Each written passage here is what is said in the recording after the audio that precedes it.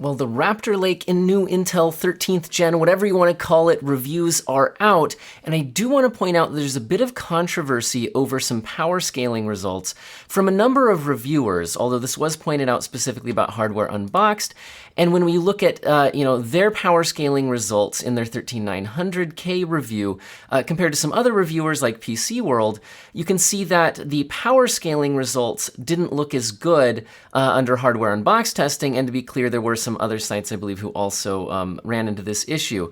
Now, it was then pointed out that Hardware Unboxed was using XTU, Extreme Tuning Utility, and not the motherboard's BIOS with a reset, when actually, reducing down that power setting. So they just did it in software to kind of see the results. I think that's a, quick way to do it. But I guess there's a bug in this Extreme Tuning Utility right now with Raptor Lake, and so it was not producing as good of results. So if you've been seeing mixed results on the power scaling of these Raptor Lake chips from various review outlets, I just want to point out that that is a known issue. And to be clear here, that once Hardware Unboxed were made aware of this issue and figured out it was an actual issue, they said they removed the data from their review, and YouTube is processing it right now. Now, that was a long time ago, so it's probably already gone from the review. But if you're like me and you watch a lot of these reviews the second that they're posted, I do want you to be aware.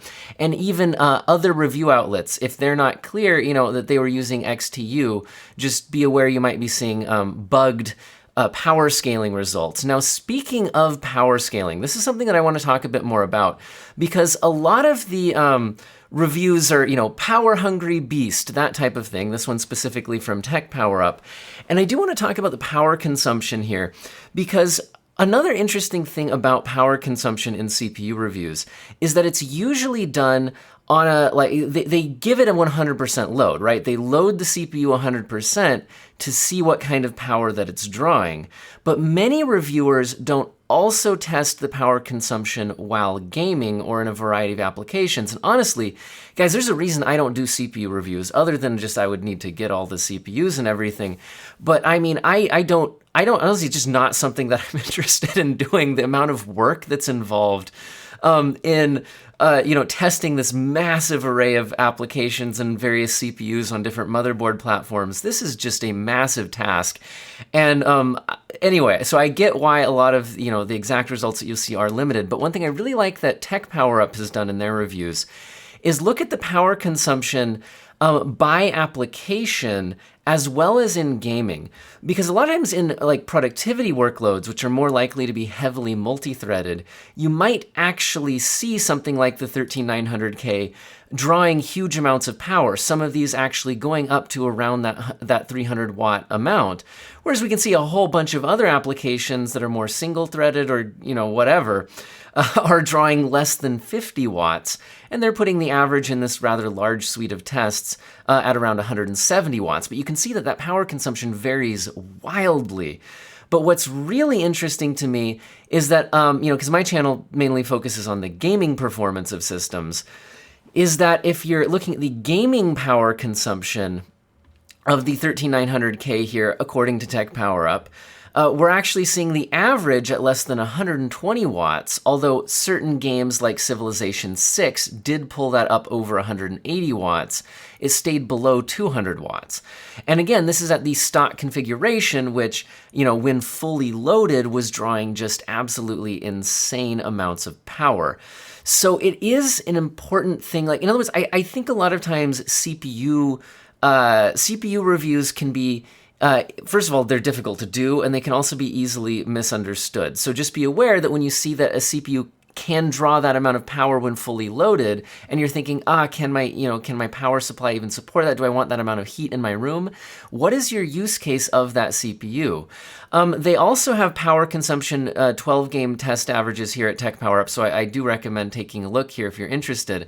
And in the gaming 12 test average, again, where the 13900K is around, around 120 watt average or so, right?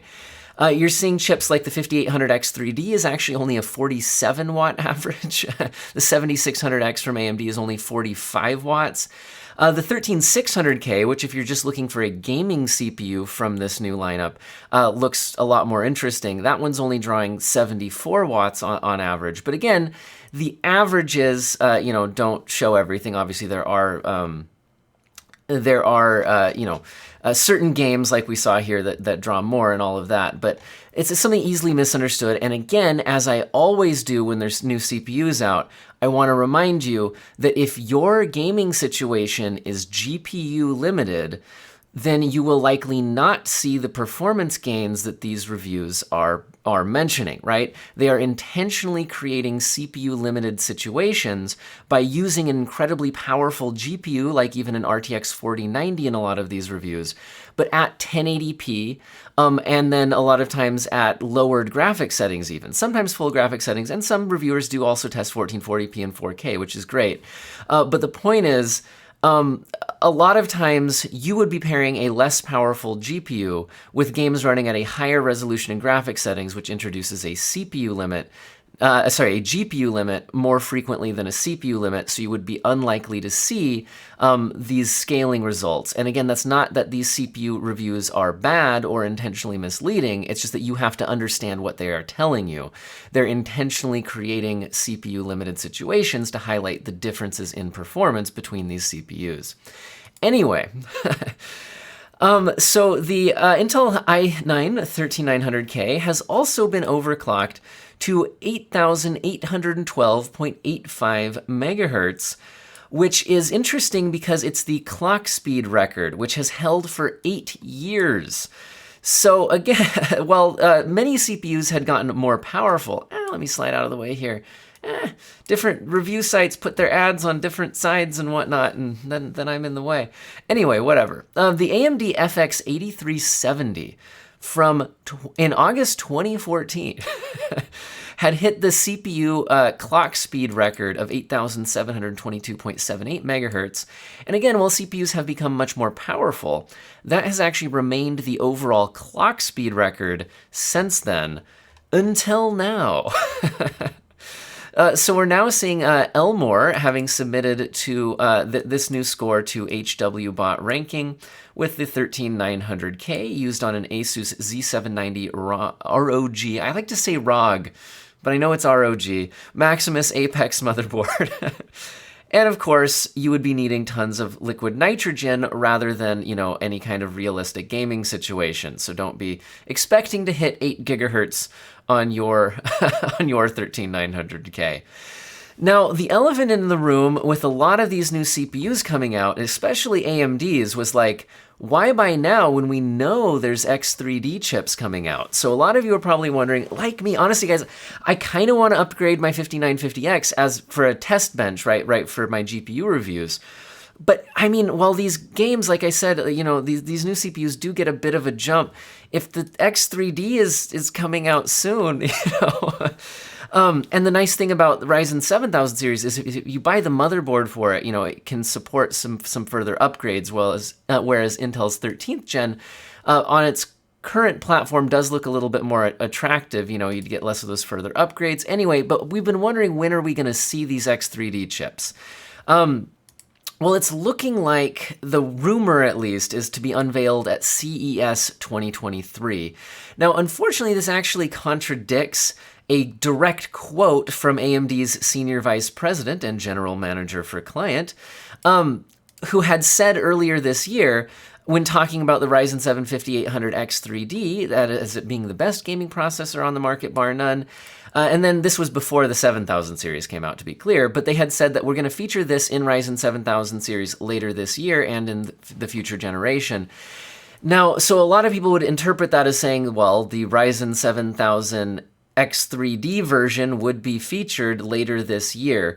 But now it's that either plan was changed, or maybe they had misspoken and been saying like Ryzen 7000 is coming out later this year, and it will have X3D, but maybe that won't come out later this year.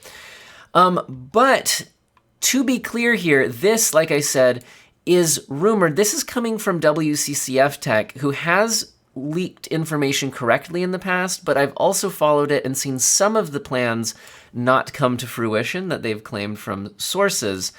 And again, that can just be that plans change. So maybe they had accurate information and it changed. But anyway, quality of the source, hard to say. But WCCF Tech here is saying that they have managed to get a hold of an internal roadmap that more or less confirms that AMD will be unveiling its Zen 4 3D V-Cache parts at CES 2023. Now, this sounds completely reasonable. I think that's a very realistic expectation to have, and so I don't have a good reason to question this. I'm just saying this is not officially from AMD. This is WCCF Tech claiming their own sources of getting an internal roadmap confirming this. Anyway, so if you're holding out for those 3D V-Cache chips, now unveiling is not the same thing as launching. So it unveiled at CES 2023, when do you actually get one? And that's another thing I need to bring up. Now let's switch over to GPUs. So way back on September 20th, we had a tweet from AMD saying, join us on November 3rd as we launch RDNA 3 to the world. They specifically said launch, okay? Now, launching to actually be able to purchase something and unveiling it, in my opinion, are not the same thing. But apparently, and this has been rumored, and just to clarify now, we are now absolutely clear that it is not launching on November 3rd, it is being unveiled. So this is now coming from the Radeon Twitter account, and this is as of October 20th at 7:12 a.m. So we're seeing gamers, creators, and enthusiasts join us November 3rd at 4 p.m. Eastern Time for Together We Advance Gaming, a live stream premiere to unveil the next generation of AMD graphics. So we are now definitely unveiling, not launching on November 3rd, but by this point we were all pretty sure that had to be the case anyway, considering we hadn't got an unveiling before this. Anyway, so I was wondering if we'd have any confirmation on exactly what type of information we'd get from this, so I did go to AMD's actual page for this event, but it doesn't seem to give us any sort of actual specific details. The show premieres at 1 p.m. PDT on Thursday, November 3rd on their AMD YouTube channel, and a replay will be available a few hours after the conclusion of the event, but it doesn't tell us anything. Now, what I would expect here is we'd probably get AMD's own performance graphs, right? They'll usually give their own benchmarks, and then they'd probably give us pricing. We're expecting, but again, it's still just rumored, to see the 7900 XT, or whatever they choose to call it, some sort of flagship model first. That could be the only thing they unveil at this event, but usually at these types of new GPU unveilings, we would also see at least one or two other chips, unveiled as well. So we'll see what happens. I'm excited for November 3rd, and again, if we get any more info on this, stay tuned to the channel and we'll talk about it. Now, this is kind of interesting. I just want, not that I think many of you would want this, but just, it's interesting. I mean, it's interesting looking. And just, I didn't, I guess, realize these were even kind of things were still being made. So aftermarket GPU coolers are definitely a thing, but lately they've usually been water cooling. Either a water cooling block or some kind of a all-in-one water cooling thing where you could, strip off the GPU cooler that you've got and put on a third-party one. We haven't seen a lot of, aftermarket air coolers lately, but we're seeing this reported, and I'll get out of the way again, at videocards.com. They're mentioning this is the Ryzen Tech Morpheus 8069, nice, VGA, leaks out. And I think it looks kind of cool. But the idea here would be you would take off your own cooler and put this one on. This looks like a dual fan model of some kind. And they're claiming different sorts of, compatibility with different cards and whatnot. So it's looking like this has massive heatsink with 12 6mm heat pipes. The cold plate sits on top of the GPU and memory, but won't cover the VRMs. I was curious about, if this can go on multiple GPUs, the kind of compatibility. So it won't go on the VRMs, but for that, Ryzen Tech is adding 9 copper heat sinks of different sizes that should match most high-end RX 6000 and NVIDIA RTX 30 GPUs. I think this has some RTX 40 compatibility as well. Anyway, kind of looks interesting. I don't know whether you'd want this necessarily, but I mean, maybe if your fan was breaking down or something on yours and it was a difficult fix, or you just think it looks cool or whatever. Anyway, let's talk a little bit about system requirements, okay? Because a lot of the games that have been launching lately, I like to report on system requirements, and some of them have looked really high because we've been seeing some of these like next-gen only games and things like that. So I was like, man, is that going to continue to be the case? Well, it really still, again, just depends on the game. Some games do have much more reasonable system requirements. Now, Resident Evil 4 PC Remake, the PC version, does have its requirements out. Now, it's being reported by WCCF Tech that, interestingly, they're exactly the same as Resident Evil Village.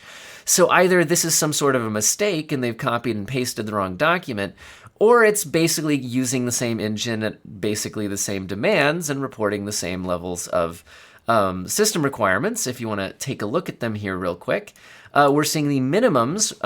The CPUs, not too crazy. Ryzen 3 1200 and Core i5 7500 from Intel with 8 gigabytes of memory, and a Radeon RX 560 4 gigabyte, and a GeForce GTX 1050 Ti 4 gigabyte, and need to support DX12. Now, they note the performance. The estimated performance, which they note will drop in more graphics-intensive scenes, or might drop in graphics-intensive scenes, is 1080p 60 FPS. Now, that's set to the prioritized performance mode, which would certainly be turning down some graphics settings. But anyway, looks like you can hop in the game and still play it at 60 FPS on pretty low hardware with some dips. Now, they're saying recommended settings, which are for 1080p 60 FPS, and they're not exactly saying what settings they're using here, but I would imagine at least probably the higher sorts of settings. Anyway, they're saying that you would want a RX 5700 or a GTX 1070, but that if you'd like to use some ray tracing, you would want at least an RX 6700 XT or an RTX 2070. And on their minimum requirements, they did note an RX 6700 XT or an RTX 2060 to support some ray tracing. Anyway, so interesting stuff. We're also seeing system requirements out now for Star Ocean, the Divine Force, and they're listing an RTX 2070 or 5700 XT for 1080p 60 FPS.